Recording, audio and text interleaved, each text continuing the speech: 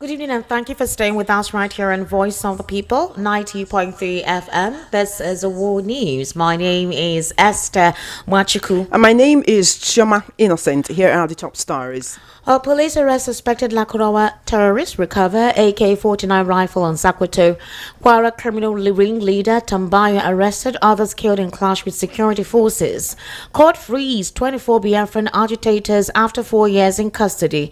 And Nigerian soldiers reject 13.7 million Naira bribe from terrorists in Plateau, arrest suspects. Dumebi Kachikwu exposes Atiku. Atiku's aide speaks on Atiku retiring from politics. Farouk Berogi exposes Aisha was divorced from late President Buhari before his death. Details now.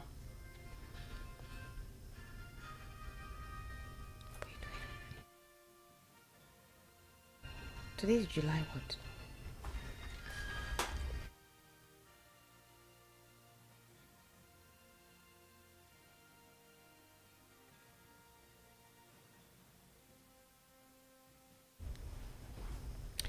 Thank you for staying with us. The world news begins with the police command in Sakwato State announcing the arrest of a suspected Lakurawa terrorist and the recovery of an AK-49 rifle with ammunition following a swift intelligence-led operation.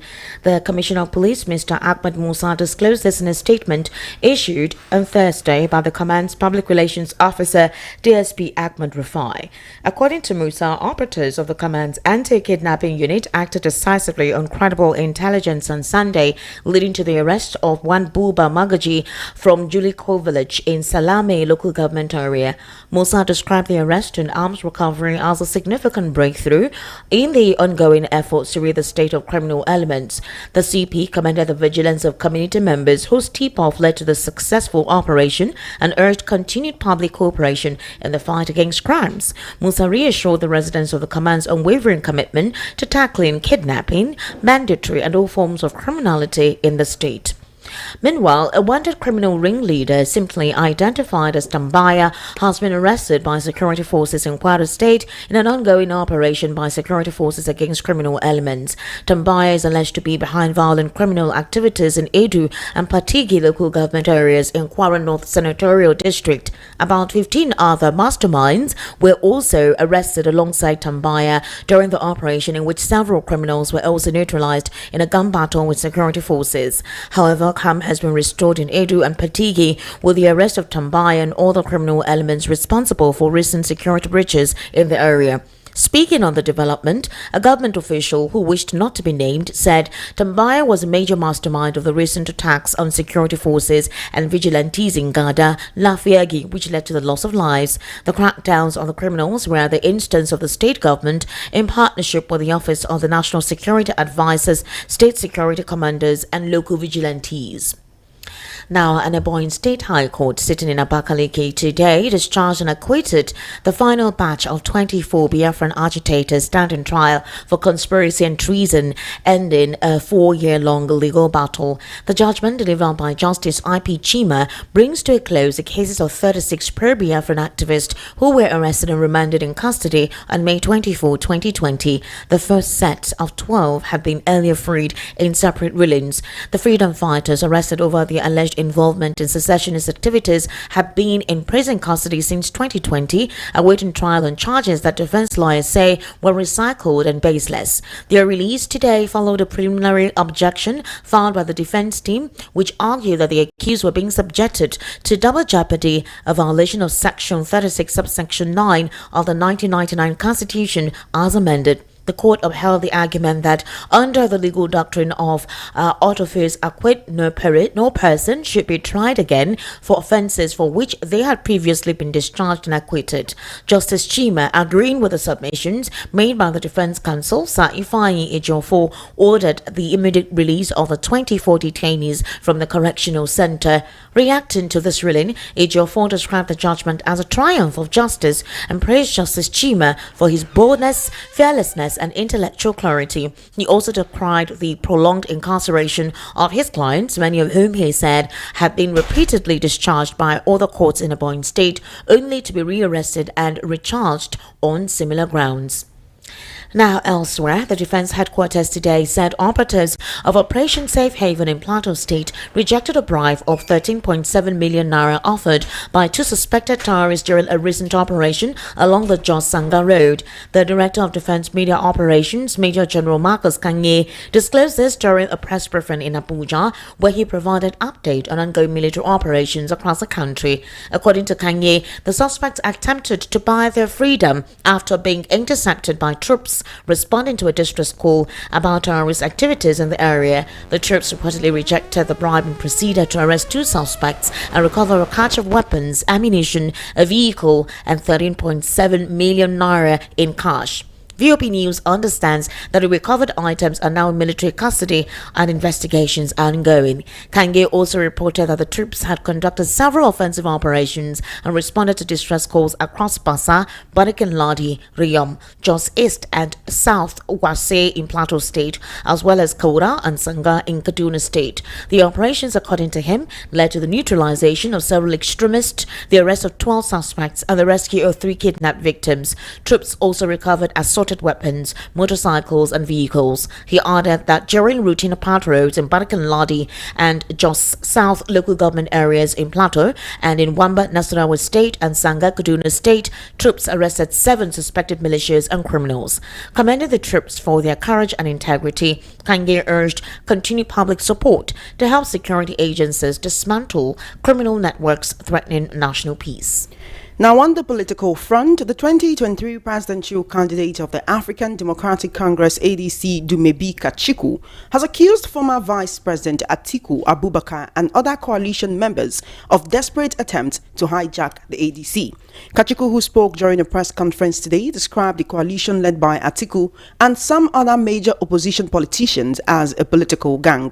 According to him, the coalition is offering some ADC state chairmen as much as 20 million naira to resign from their positions. He argued that the interest of the coalition members is not about rescuing Nigerians, but about rescuing themselves from the harsh economic realities that have faced them since they left political offices. There is a lot of deliberate misinformation going on by these agents of destabilization masquerading as a political coalition. That is a direct quote from Dumebi Kachikwu. He continues saying there is a clear difference between a political coalition and a political gang. Kachikwu further disclosed, and I quote, "They accuse me of being a paid spokesperson for President Tinubu, and my response is this: it will be an honor to be a spokesperson for the president of the largest black nation on earth. But unfortunately, that is not who I am. Political jobbers who have no visible means of livelihood are always eager to tar others, but I remain unfazed." End quote. Kachikwu added that the coalition cannot take over the ADC because their actions are against the constitution of Nigeria. He also countered claims by Bolaji Abdullahi that he can't speak for the ADC, arguing that every party member is a stakeholder. He said again, and I quote, "My question to this gang is this: if you succeed in paying off all the ADC party officials at state and local government levels to resign, what next? Our constitution still does not allow you to assume those offices. This is the plain and simple truth. Your money will get you nowhere in the ADC. If you have to build your rescue mission on fraudulent misrepresentation, it just shows who you really are." End quote. Meanwhile, the media aide to former Vice President Atiku Abubakar, Paul Ibe, has debunked any rumors of his principal resigning from politics anytime soon. According to Ibe, as long as God grants Atiku good health, strength and vitality, he would continue to be active in politics. He also submitted that there is nothing wrong with the presidential ambitions of the former Vice President, submitting that Atiku does not have a faulty ambition and his only interest is in improving the lives of Nigerians. He said, and I quote, "There is nothing wrong with ambitions. All of us as human beings, we all have ambitions. What is wrong is a faulty ambition, and Atiku Abubakar does not have a faulty ambition. He has a genuine ambition to improve the lot of Nigerians. One thing is that he's not going to resign from politics. He has said that clearly. For as long as God engraces him with good health, with strength, with vitality, with the acumen and requisite skill, he will continue to be there to provide whatever he can provide in moving this country forward." End quote. His aide also added that Atiku is not the first person to switch from one political party to another, and his skills and experience would make him a strong president. Ibe argued that how long Atiku has been running unsuccessfully for the presidency does not matter, and that the former vice president would govern well if given the opportunity. In a recent development, public affairs analyst and columnist Farouk Berogi has claimed that Nigeria's former First Lady Aisha Buhari was no longer married to the late President Muhammadu Buhari at the time of his death. Berogi made the claim in a Facebook post shared on his verified page on Wednesday, where he addressed circulating reports that Aisha Buhari had said her late husband asked her to seek forgiveness from Nigerians on his behalf. He said, and I quote, "People have been circulating a quote attributed to Aisha Buhari claiming that Buhari asked her to seek forgiveness from Nigerians on his behalf. I cannot confirm the authenticity of that claim, but what I do know is that before Buhari's death, he and Aisha were no longer married," end quote. According to him, Aisha had already reverted to her maiden name, Aisha Halilu, before Buhari's passing. Berogi noted what he described as visible signs of separation between the couple. He said, and I quote again, "If you paid close attention, you would notice that Aisha did not go to Daura when he retired to the town after leaving office. Buhari was also alone when he later relocated to Kaduna. In fact, when he fell ill, it was suggested that Aisha traveled to London to care for him. She reportedly hesitated because she was no longer his wife. She eventually went in the last few days before he died, but only after intense persuasion," end quote. You're currently listening to the World News right here on Voice of the People 90.3 FM. We'll take a very short break. When we return, we'll head into our banter segment. Just stay with us.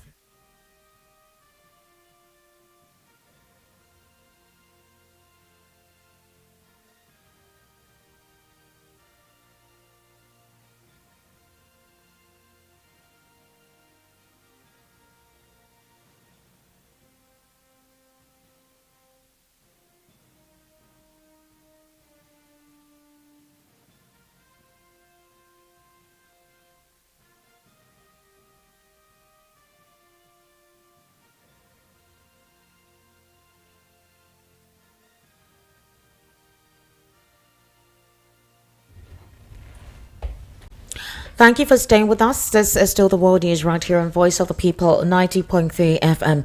Chairman, in all of the political machinations, permutation and talks, one thing remains paramount: the importance of governance. And for governance to be effective and for people to go about their means of conducting their businesses and having a productive society, security is one of the very first things that needs to be addressed.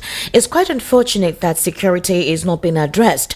In a recent interview, just very recently, El Rufai disclosed something that President Bola Ahmed Tinubu collects 100 billion naira every month from the Federation account. And according to him, he doesn't even go through oversight functions or through the National Assembly. He just deducts the money and he gives the money, he sends it to the security agencies. That's what, what's his name, El Rufai is alleging. For example, according to him, he deducts 100 billion from the Federation account and that he's been doing that consecutively for 15 months. If you've been doing that for 15 months, deducting 100 billion naira without the express approval from the Senate, obviously you know how the Senate reacts with him. Anything he does, it's okay to go with. 100 billion naira, Chama innocent, and insecurity is still the order of the day. Let's take a listen to him. We knew that the election was going to be tight, very tight, but we were ahead. We knew we were going to be tight. We have done some polling, and I have mentioned some time ago that in many parts of the country, particularly in the southeast and the north, President Tinubu has 91% disapproval rating. Even in Lagos, he has 78% disapproval rating.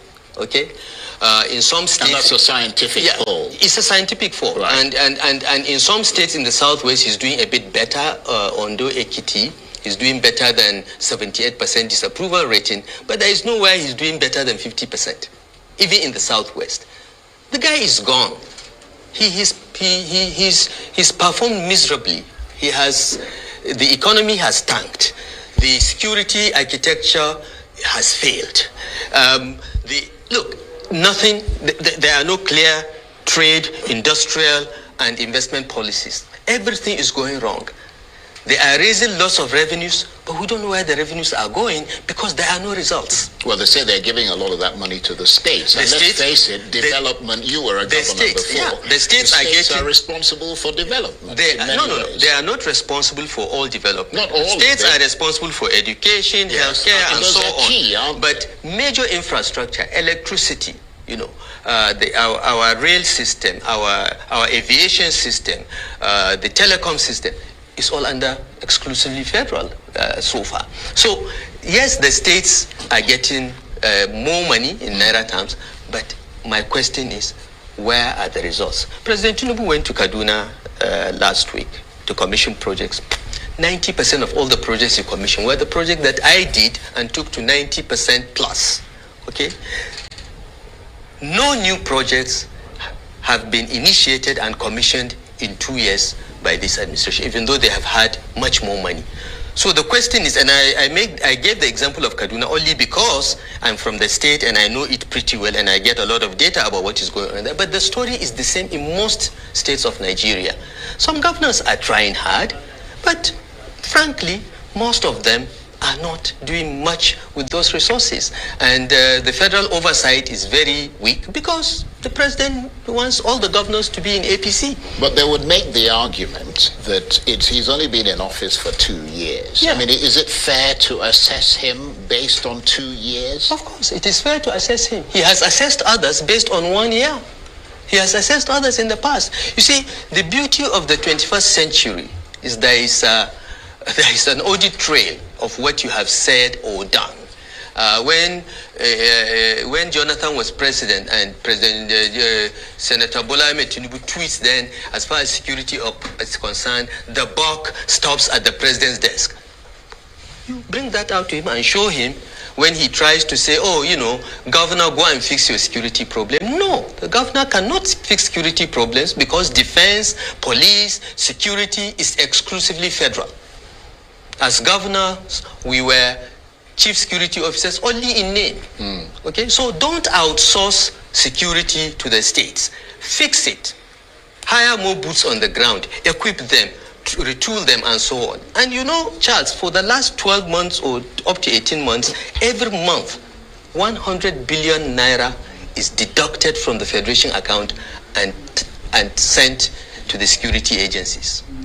Why is there no improvement? Yes, that's a very major question. If 100 billion naira is deducted from the FAC allocation and given to the security agencies without any form of protocol from the National Assembly, why do we still experience insecurity? Chioma, 2 or 3 days ago, we heard of another attack, again in the same Plateau state. More than 20 persons were killed, Chioma. More than 20 persons were killed. Let's take a listen to Solomon Daliop. I think he's from Birom local government. Yes, the Birom I actually had an interview with him, I think, earlier today, just like you did, and he was vituperative. You need to hear what he said. The youth leader in Plateau State, right? Yep. It's a Solomon. Birom Youth President. Yeah. Birom Youth President. Thank you very much. Yep. Can you kindly give me details of what transpired? Because most times we hear reports from the north or in Benue, they make it seem as if it's a farmer-header clash. But it seems like there is a genocidal cleansing ongoing that the government has refused to give us details on. So can you provide me exactly what transpired in Plateau, how these residents were killed, and what happened that led to them being killed? Of course, on the Plateau, there is nothing like headers farmers clash.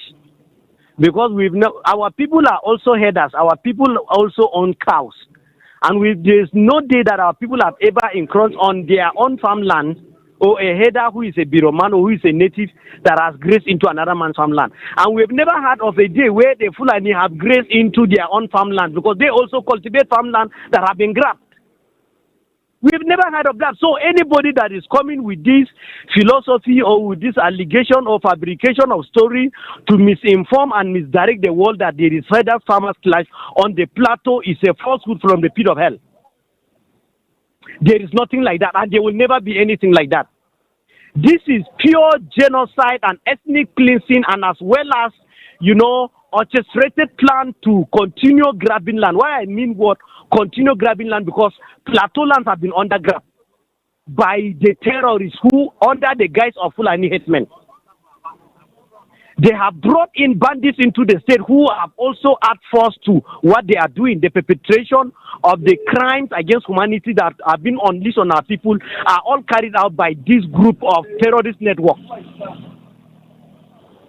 The unfortunate part of it is the participation, the active involvement of some of the Nigerian military.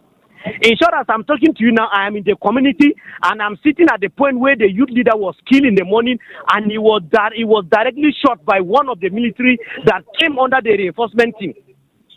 As I'm talking to you now, I am just where, because the attackers had already fled.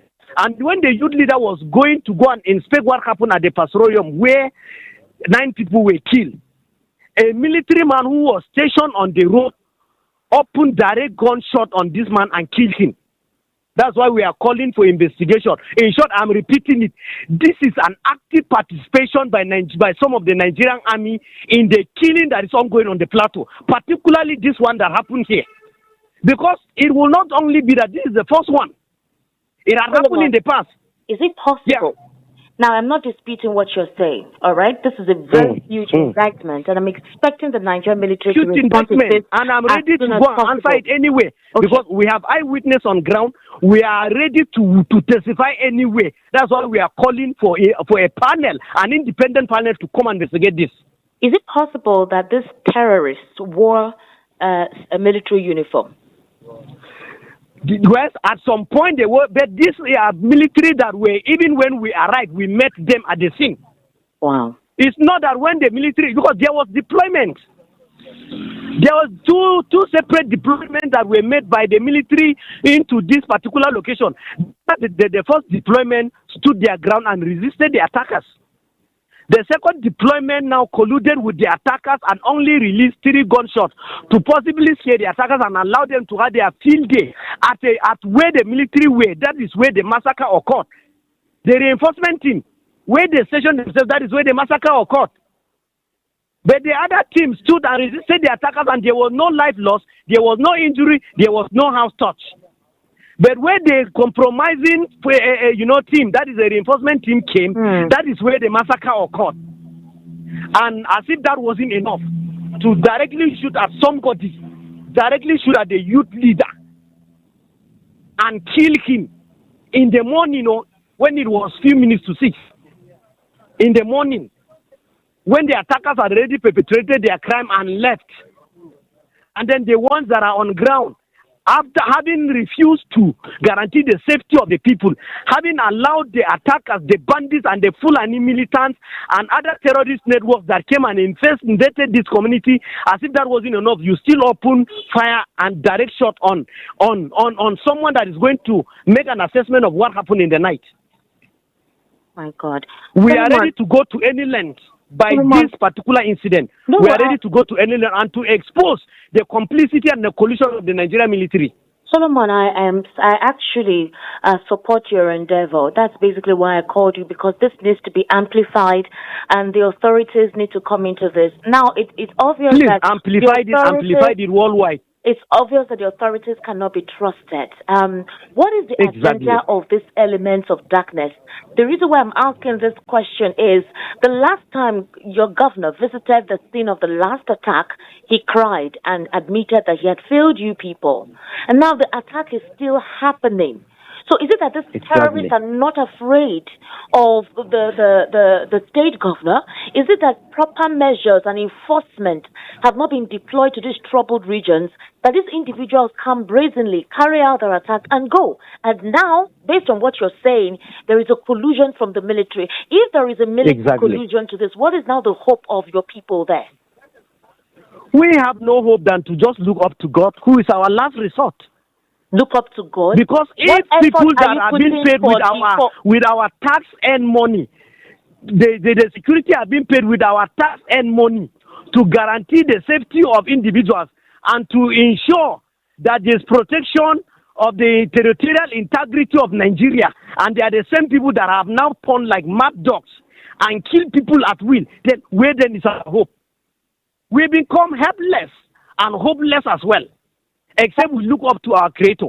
And the agenda of these people is to cleanse the entire inhabitants and take over the land. Because even where the Fulani came and raided this community, that settlement, Bange Fulani, is a nearby settlement. It's not up to 2 kilometers away. Very conspicuously established.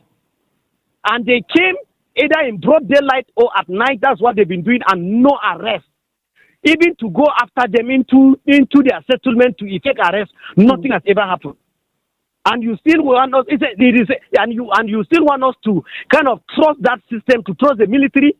It's only a fool that stays back in a sinking ship. As far as we are concerned, this compromising element in the security formation in the country have kind of debilitated our trust, the trust we had developed on Nigerian security. So we can no longer trust them. Solomon, we can no longer trust them. Where is the name of the community that this dastardly act was carried? The name of the community affected is Jebu Obindi. Jebu Obindi? Yes. Jebu Obindi. It's Bindi village of Tahos community in Riom local government, Plateau State. Yes, and then where these attackers are is Bangen Fulani, a neighboring settlement. And not only Bangen Fulani have hosted these bandits over time. We also have them in Nangam. We also have them in Rakweng. We also have them in Shunong area. We have the most biggest terrorist enclave on the plateau, which is Mahanga, that was originally called Rankumbet, because they have taken over the place. They name it as Mahanga. We also have fast, so they are in hundreds, because on the plateau in Urium alone we have over 40 villages that have been taken over and are currently under the occupation of the attackers. 40 villages. Over 40. Thank God. And nobody is saying anything. Nobody is asking on how to dislodge the attackers or dislodge these land grabbers. Okay, Solomon, what now that it feels you can't trust the Nigerian military, you can't trust the police, what are the youths trying to do? Because as it seems, these individuals want to take all over everywhere, displace the originals of the communities in Plateau State, and literally make it a Fulani enclave. What are the youths doing? I wouldn't want to say that we cannot trust the Nigerian police. Okay. Nigerian police are the ones that we will even prefer to have them manning the security situation on the plateau than the military. I am giving you my word. We will rather develop confidence on Nigerian police force than developing confidence in the military. That one is there. Even the people on ground, the people are hearing me. That is the meeting we just came out with. We told the area commander of Nigerian police that we will want to have the police around.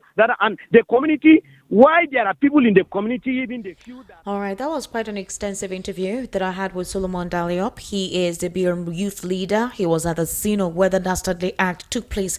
Choma, I don't understand what exactly is going on in Nigeria with all the monies, taxpayers' monies for security. Nigerians are killed on a daily basis like chickens, and there is no credible understanding as to why. Did you hear what Solomon said? More than 40 communities in Plateau State have been taken over by these individuals. That is not the only thing. They have renamed those communities. He has also alleged that when these criminals come to exacerbate mayhem, nobody goes into these communities to ask questions, to investigate. No culprit is being asked. No culprit is being caught. So is there a deliberate shielding from the executive on these persons? Former President Muhammadu Buhari died. The following day, President Bola Ahmed Tinubu traveled to Katsina State, ordered the vice president along with Shetima to go bring his body back, and then they did all they did, paid all they needed to pay, ensured a proper burial, declared 7 days mourning for the previous president. That's not the only thing the administration did. A 1-day public holiday. So former President Muhammadu Buhari's life is better than Nigerians that die on a daily basis. So it's about what? Importance. Is that it, Choma?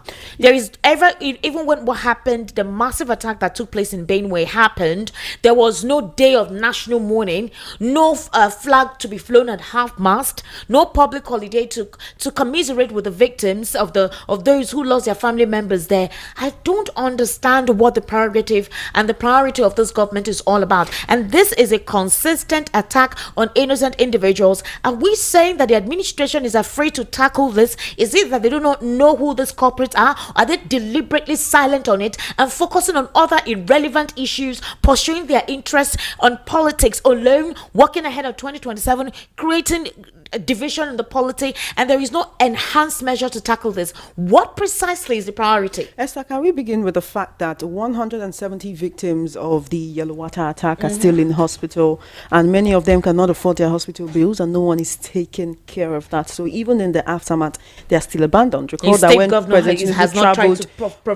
Tinubu traveled to Benue, he could not go all the way to Yellow Water. But let's come back to the issue at hand. You see, when it comes to insecurity, we cannot even hold just this president's administration accountable. Let's start from Buhari. What was his disposition towards these terrorists?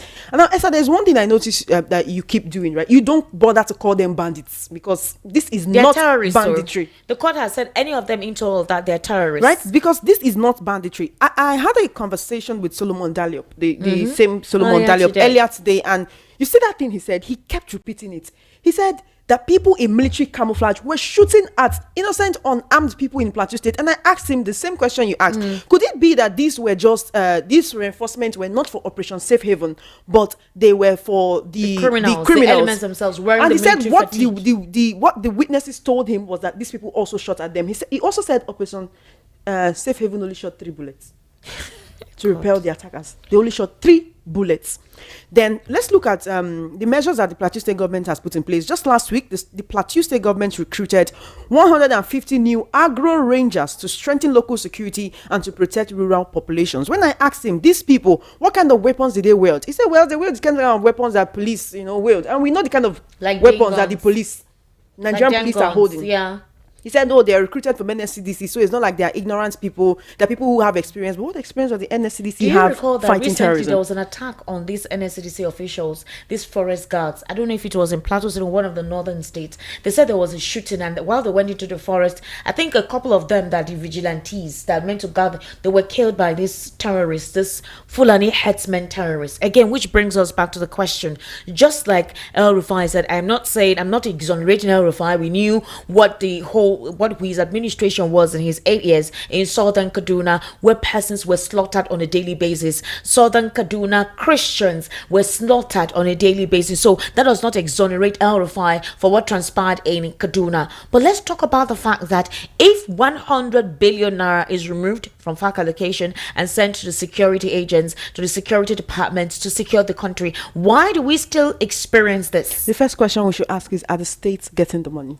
They claim that. Didn't you hear what he said? Everybody said the money is removed to be given to states, Abby. No, giving to the states for security. For security. So are they getting this money? Obviously, and are they channeling it towards security? They get the money, Chioma, because even the governors themselves know. That is why you see a lot of them, they come into the APC, and that's why you're not hearing any opposition voice. You're not hearing any governor being disgruntled. Okay, is that why governors are looking the other way so they can keep getting 100 billion every month? If you complain, Chioma, you'll be looked down on. What do you think is going on in Enugu State? Why has Peter Amba not come out to call out the individuals causing mayhem? Chioma, a young man was killed recently over a land dispute. Some boys from nowhere shot him down, and a couple of their friends got injured. Insecurity like this has been prevailing in Enugu State. The state governor has kept mute. When you talk about Enugu State, it reminds me of what... When came out to come to protest, that was in they blocked them. Thank you. You know, that reminds me of what Solomon Diallo said today as well. He said that on Monday, it was alleged that a Fulani child, a young boy, went missing in that area that was attacked. And so I asked him, was that the reason for the attack? And he said it may be, but that he thinks that it is just, they just want to use that as a reason to attack the people. That this is not the first time they will come and say, something of theirs is missing in this area. Recall also that the situation in Ehamufu then was, they said they killed their cows, and then they came back and started killing the people. So I asked him, has the missing child been found up until now? He said they did not come to look for any missing child, that they came... He said women and children. Yes, I was doing news today and I saw pictures, babies, infants. Yes, that's what they've been doing. Bloodsuckers. That's what they've been doing. You need to see the blood. It's just unfortunate that we cannot actually broadcast this, maybe on YouTube, on our sister station, on VOP TV, anywhere, because it is so gory. Nigerians need to understand what is happening outside of, because you might be in this area of the southwest, you might be anywhere you are and thinking that you're safe. The president needs to declare a state of emergency on insecurity. From Plateau to Benue to Enugu. Could sit up and declare a state of emergency in Rivers over one pipeline disruption or two pipeline disruption, doesn't he consider the states that have been going through the mayhem of insecurity for a state of emergency to be declared? Benue and Plateau, there is a deliberate onslaught on these communities. It's like they just want to wipe out the originals of that community, and the only thing this administration is interested in is that no, Igbos must leave just because Peter Obi decided to campaign who becomes in president 2023. in 2027? Who? Oh, and also concerned with who becomes president in 2027. It doesn't make sense, Choma. It doesn't make any iota of sense to me how you would put behind administration and governance and focus on irrelevant issues, and instead of our youth to focus on calling the government of the day and asking them to do what the needful is, they are busy distracted and into nonsense, Choma, into absolute nonsense. I am appalled, and I'm really, I don't find it funny that this is what is going on at this day and age. Are we not a democratic society? Are we in the barbaric and primitive era where insecurity has become the order of the day? Nobody is questioning anything. Nobody is asking questions. Our security operatives are sitting there. The president has not called for the sack of the army chief, for the sack of the Air Force chief. None of that. So is this politics? The big question is, are they politicizing human lives? Who is benefiting from this? What is the point? The president needs to be firm. During his time as an opposition, during the Occupy protests in 2012, this was the very thing he used against former President Goodluck Ebele Jonathan. He said security, the state, when it comes to security, it stops at your table. And if you know, that tweet is still up there for Nigerians you to see. Cannot take care of that, if you cannot handle that, you resign. You know, if you post something like that today, you would have people who support the sitting president come to attack you and say you are against him, you hate him. You resign. So why is that not taken care of? Now, before we leave, let's look at the situation within the ADC. Atiku Abubakar has finally left the PDP, and obviously, Naira Wike's spokesperson, a lot of them have been calling and saying they don't miss him. He's a serial that one is political, always, whatever. They will not miss him. How? Maybe Kachikwu is coming out to say and warn Peter Obi that, see, you are being used. He says Atiku is only deceiving you. He's not interested in Southern presidency. That is what he said. He said that Atiku gave people to the leadership, the previous leadership members, to resign. He gave them 20 million naira. And there are fears that this is basically what he will do, to secure the ticket during the primary. Now, it is not wrong for Atiku Abubakar to want to fulfill his dream. He's been campaigning, wanting to be president since 1993. You've had a lot of persons to do the same thing. Late Muhammadu Buhari too was very ambitious and wanted to actually become a civilian president, and he achieved that. A couple of people feel that Atiku has been so desperate. He's a serial campaigner. That's the same thing he did in 2023 that ruined the chances of the People's Democratic Party. But now, are we saying that Peter Obi did not know all of this before he decided to be part of the ADC, even if he has not become a card-carrying member of the ADC? He's not a child. He's not a baby. And I believe that with what transpired in 2023, I don't think anybody will put their brain in a balloon to not realize to be strategic at this point in time. So if this is what maybe Kachikwu is, according to him, he says that Atiku wants everybody, including those in the newly launched coalition, to believe he's the only one who is fit to be the party's presidential candidate. And he submitted that Atiku doesn't believe in a southern presidency and is using some charlatans to deceive the 2023 Labour Party presidential candidate Peter Obi into believing that only he, Atiku, has what it takes to win an election. Some people think that these are persons in the guise of the APC trying to discourage Peter Obi from not being a partaker of the coalition, so that the votes that was split in 2023 would reoccur in 2027, which will be a clean sweep for President Bola Ahmed Tinubu. But with what maybe Kachikwu says, what are your own expressions about it? What are your thoughts about it? From the beginning, as much as we're journalists, we're not supposed to take sides. From the beginning, one can tell that maybe Kachikwu was not happy about what seemed like the sudden takeover of a party that he was a presidential candidate in 2023.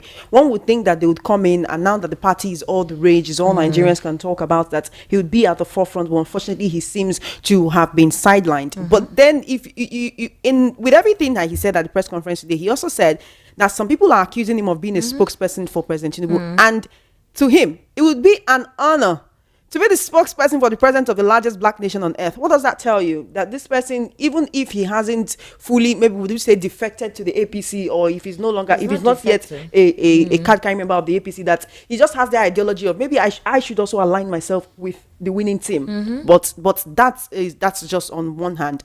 For Atiku Abubakar, yes, he has a dream, but how does his ambition benefit Nigerians? Because there is something about desperation. Once someone is so desperate to get something, you become so scared. Like, if this person gets it, will they still know how to really take care of it? For Peter Obi, like you said, he's not a child, and I believe he knows what he's doing. The obedient movement have said they will follow him wherever he goes. They've said they understand the fact that he has to dally with this man. He has to have this dalliance with this man in order to make Nigeria better. And some feel that his best bet is to be Atiku's vice president. The plan is to have that split. They don't want that split to reoccur again.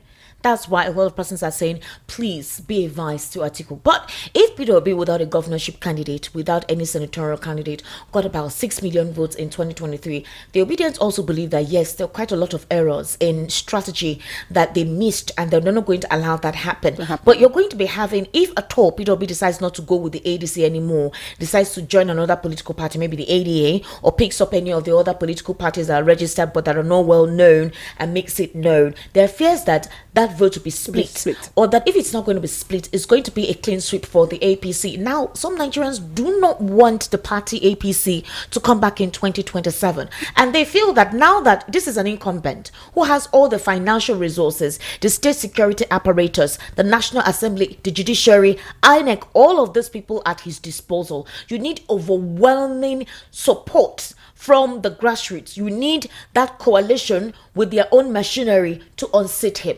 That if at all Peter Obi decides not to be part of this, if the Obedient movement, along with the articulated and any other person that is part of this coalition, do not put all their heads together, there is no possibility of having to ensure that APC does not win the 2027 elections. But they're saying that integrity should matter, regardless of anybody's political ambition. True. That if Peter Obi wants to set a new path in the political dichotomy or political terrain, he needs to set a new trajectory with new ideas. Because you have to look at precedents. But some people believe that clean politics cannot work now. Get there and infuse the clean politics. Some people feel... What can Peter Obi do as a vice president? Well, if there's an agreement signed by both of them, and a legal binding agreement, what if? But Peter Obi has said on 2 different occasions that he's not going to be a vice. I don't know what this means, but Atiku has thrown headlong. Dele Momodu has also left the PDP. A lot of them are leaving the PDP. But don't you see the ADC as an extension of the PDP, the same political party? And even an extension of the APC, according to some Nigerians, because you have people who have been in some both of the APC parties members have coming joined into the fold of the ADC. So it's just a change of name. Same ideology, same set of persons, same people with same selfish ambitions. If any Nigerian is out there thinking, oh, these people are coming to make my life better, yes, we are hoping that will happen. But at the end of the day, a lot of people just want to fulfill their lifelong ambition of answering His Excellency so and so. So just make sure that whoever you're voting for come 2027, you are assured that this person will work towards your own good. True. All right? Very so we just might be seeing a repeat of 2019, the Atiku Obi ticket, even though Yunus Atanko says... No, at that time, Peter Obi wasn't well known. He wasn't all the rage. He wasn't the beautiful bride. Exactly. So it's not going to be like 2019. But the thing is, there could be a repeat of 2023 if the ADC's house is not put together, if Peter Obi does not decide now what to do, because you can't stall, you can't wait behind. You need to start creating that consciousness. You need to start mobilizing. You need to start creating awareness, like now, especially at the core community, because when it comes to voting, you need a grassroots. Even if these individuals usually write results, then you need to, there's a way people will come out and vote, like what happened in 1993. You can't rig it. You cannot inflate the result.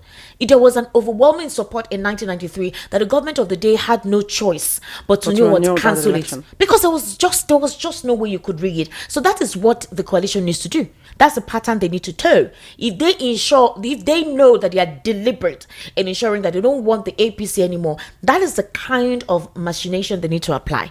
Otherwise, the same thing. Remember again that you do not have these institutions at your disposal. Unless the institutions themselves do not want this administration, then they could help the coalition. And for every new administration, there are new henchmen. There are new people at the helm of affairs. There are new our persons. There are new people who will work with us. All right. And also the people who have worked with the previous administration was APC. This administration will not want this administration to leave because the next administration might not take it easy with them. But what if the president's administration, what if people begin to feel, again, like I said, I am really trying to give the president the benefit of the doubt. If Nigerians could be patient with Muhammadu Buhari for almost 2 years and say, okay, yes, his Baba goes slow, but he has where he's going. We know he's going to do something strategic. If we want to apply the same measure, why the reason why Nigerians are upset is that they're not feeling the fundamental. Another problem is that are still we're hearing statistics and arithmetic, but we're not seeing the impact of the statistics. That's the issue. Another so issue, I think, apply. Another issue I think that why people do not really have patience with President Tinubu is, for Buhari, it was like a systematic rise, 110 today, 120 tomorrow, 130 next tomorrow. But for President Buhari, it was almost like a geometric progression. Right? Systematic rise of what? Let's say things like petrol, of different commodities. I mean, if you buy rice for 65,000 naira today and buy it for 70,000 naira tomorrow, you might say, oh, this is not a very huge increase. But if you buy it for 65,000 naira today and buy it for 130,000 naira tomorrow. Yeah. But some people have said that it's the most courageous thing that Tinubu has actually done. Other presidents couldn't do that because you know how these oligarchs and cabals control you and they will literally threaten you. And he did what he did without consulting with anyone. He said if he hadn't done it that day, that they wouldn't have allowed him to do it any other time. Besides, when there was a presidential chat last year, yes, towards December, when they asked him a question that why was there no cautionary measure to mitigate the effect of the subsidy removal, at least something that'll be done gradually. He said, where was it? He said there was nothing on ground. There was nothing to mitigate the effect of subsidy removal. Okay, if you have now removed subsidy, where is the money going? Where is the money going? The money is going to increase FAC allocation, right? Okay, FAC allocation for job opportunities, infrastructure development, bringing down food, creating palliatives, isn't it? That was still not seen. But it is not being felt. That is a major issue.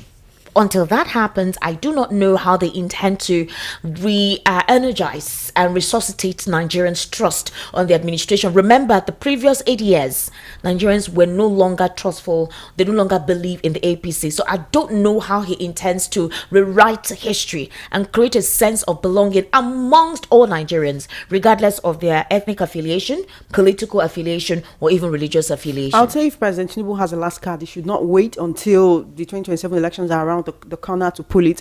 He should not, if he has, if there are any better policies that he can actually put in place to make life better for Nigerians, he should not his wait policies on paper until 2027 elections are closed. When we will not say, oh, he's doing well. Okay. The issue is for people to feel it. The impact. I think your work, the outcome of your work should speak for you. You don't need to throw it down Nigerians' throat that what we're doing okay. The outcome of your work speaks for you. Your receipt speaks for you. I think that is all the administration needs or requires. All right, we've come to wrap on the world news at 6 today on Voice of the People 90.3 FM. My name is Esther Kachikwu. My name is Chioma Innocent. Good evening and thank you for listening. Bye for now.